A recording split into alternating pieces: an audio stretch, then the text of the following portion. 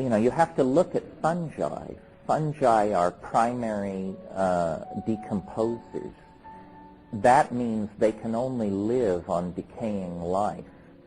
That suggests to me that they are late evolving, or at least not early evolving. Mushrooms are very soft-bodied, and so are all fungi. There is no record, no fossil record of a mushroom older than 40 million years. Well, that's a tiny fraction of the time life has been on the Earth. Now, when I asked a paleontologist about this, he said, well, they're soft-bodied and they don't fossilize easily. But hey, we have flatworms from the gunflint chert of South Africa. They're 4.3 billion years old. If they left a trace in the fossil record, you'd think there would be more of a trace of mushrooms. If you decondition your presuppositions and just look at the mushroom, it looks to me, number one, as though it is capable of surviving an extraterrestrial environment. In other words, if you have mushroom spores and you want to store them for long-term longevity, you seek an environment as much like outer space as you can find. You store them in liquid nitrogen at minus 200 degrees, and they will last virtually forever. If you look at the color of Stropharia cubensis spores, that's in the brown-gilled mushroom family, the spores are deep purple, almost black.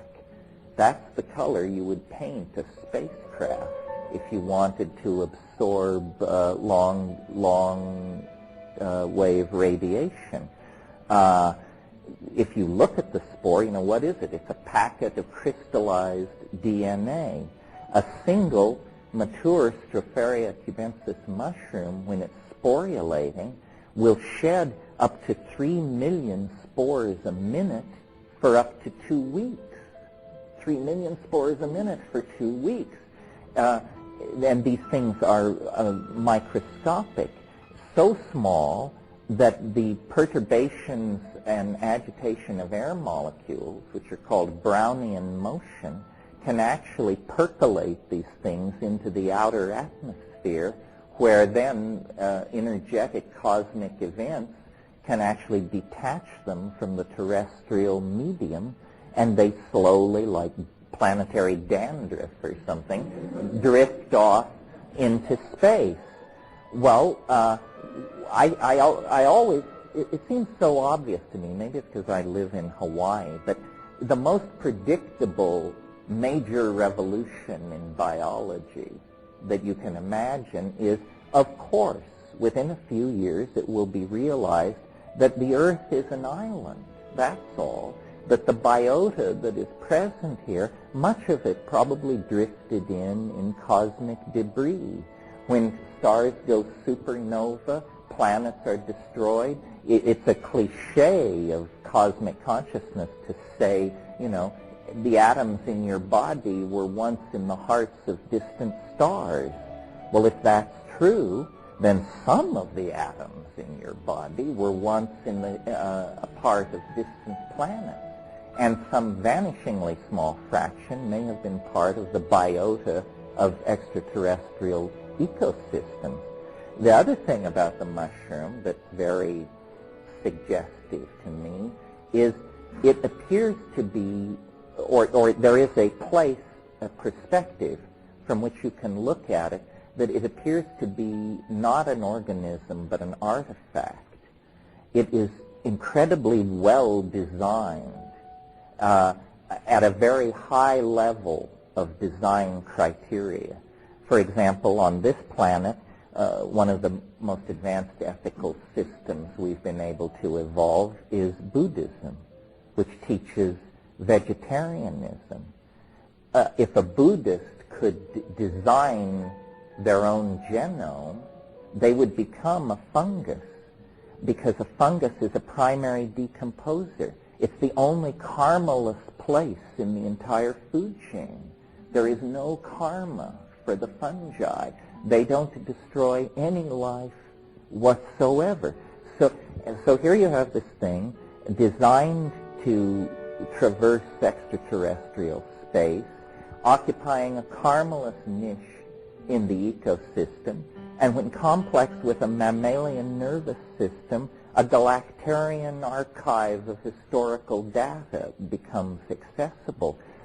We have only known about DNA since 1950, less than 50 years, and we're already confidently talking about completely redesigning the human genome and so forth and so on. Well, if we pursue along these lines for 500 years, we will look the way we want to look. And, trivially, we may all want to be Keanu Reeves or something, but once the cultural agenda cuts in, if, say, Buddhism took over in the presence of an advanced molecular genetics, then we could design ourselves into a Carmeless niche in the universe. I wish that we could bring, I don't know who it is, but the content of the mushroom experience, which was what launched your question, is so evidently alien and non-human and self-referential to a world we don't know that, to me, it would require a commission and several years of study to decide that this thing is not an extraterrestrial. Our notions of extraterrestrials to this point have been incredibly self-reflexive. Once you have fully in grasp the size of the universe and the amount of time that is available, then the idea that someone would come in a metal ship with an interest in your gross industrial output and a desire to cure cancer is absolutely preposterous. That's such a culture-bound notion. It's like expecting them to arrive with a load of pizzas ready for delivery. The trick is going to be to recognize the extraterrestrial. The very notion alien means unfamiliar. So it's not going to be like we think it is. The real task will be to recognize it.